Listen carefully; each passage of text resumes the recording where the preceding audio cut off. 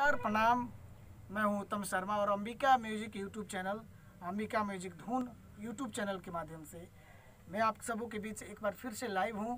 और आज वही कलाकार, बहुत ही सुंदर सुर और बहुत ही अच्छे गायक के साथ प्रेमी साहिल बेदर्दी जी आज फिर रिकॉर्डिंग स्टूडियो में हमारे अंबिका स्टूडियो कुचायकोट में आए हुए हैं। और बहुत टैलेंट है, आवाज़ में बहुत क्वालिटी है और बहुत अच्छी गायकी है इनकी। सो मैं चाहूँगा कि आप कैमरामैन थोड़ा सा करीब लाइए साहिल जी के।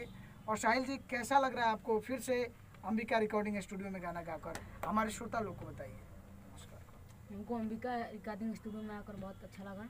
पास में आ जाइए थोड़ा, क्योंकि यहाँ पर कोई भी काम होता है और ऊंचा बोलिए, बहुत अच्छा होता है। चलिए, तो मैं साथ ही साथ ये जानना चाहूँगा कि आप जितना भी गाना गाए हैं, आपको कैसा लगा है गाना गाकर? हमको गाना गाकर यहाँ पर बहुत अच्छा लगा है। और अपने श्रोता लोग से क्या कहेंगे? हम श्रोता लोग से यही कहेंगे कि मेरे गाना को लाइक और सब्सक्राइब जरूर करें। शेयर कीजिए, लाइक कीजिए, और आप अगर नए हैं तो बिल्कुल सब्सक्राइब करना तो भूलिए ही नहीं, और बेल आइकन को भी ज़रूर दबा दें। और साथ ही में प्रेमी साहिल बेदर्दी जी के गीतकार भाई दुर्गेश बेदर्दी जी भी यहाँ पे उपस्थित हैं। दुर्गेश जी, कैसा लग रहा है आपको? बहुत अच्छा लग रहा है। आज अंबिका म्यूजिक में हम लोग आए हैं और ये गाना चल रहा है, लाइव इस समय चल रहा है और उसका वीडियो भी चल जाएगा आप लोग के पास। इस गाने को देखिए और ज़्यादा से ज़्यादा लाइक कीजिए, शेयर कीजिए, कमेंट कीजिए और चैनल को सब्सक्राइब करना ना भूलें और साथ साथ बेल आइकन दबाना ना भूलें। बहुत बहुत धन्यवाद। साथ ही साथ मैं बता दूं, मेरे यहाँ कीबोर्ड प्लेयर, मिडी प्लेयर मेरे भाई आलम जी हैं।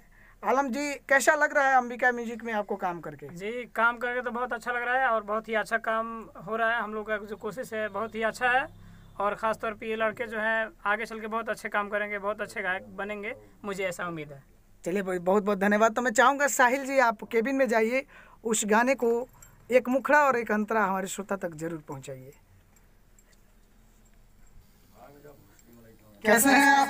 गाना रिकॉर्ड ठीक है? ठीक है। ठीक है जी।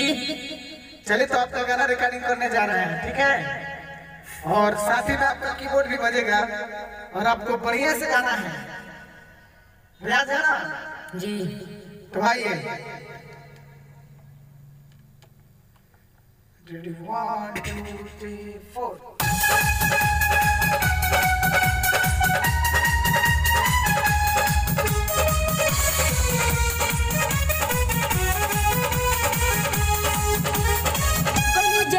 देखे सखी के बारात में बेरा देखत रहे हमारे सामान पे कहाँ बताई बड़ी जमाना देखे सखी के बारात में बेरा देखत रहे हमारे सामान पे आज उठना से सताई हो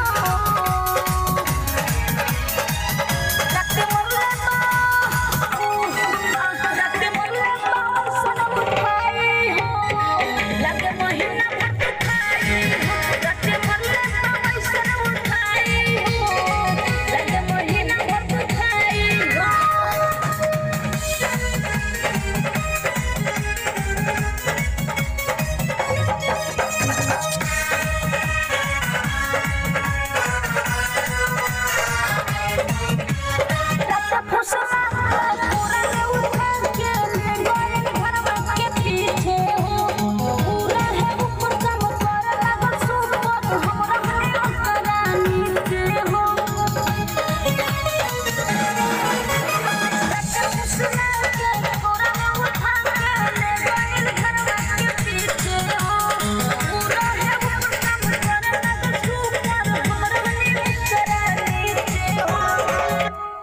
चलिए, बहुत बहुत बढ़िया। और इसी के साथ इस वीडियो को मैं समाप्त करता हूं। अगर मेरे चैनल पे नए हैं तो सब्सक्राइब करें, शेयर करें, और बहुत जल्द ये गाना आप लोग के बीच एक अच्छे कंपनी और एक अच्छे लेवल पे आपको सुनने को मिलेगा।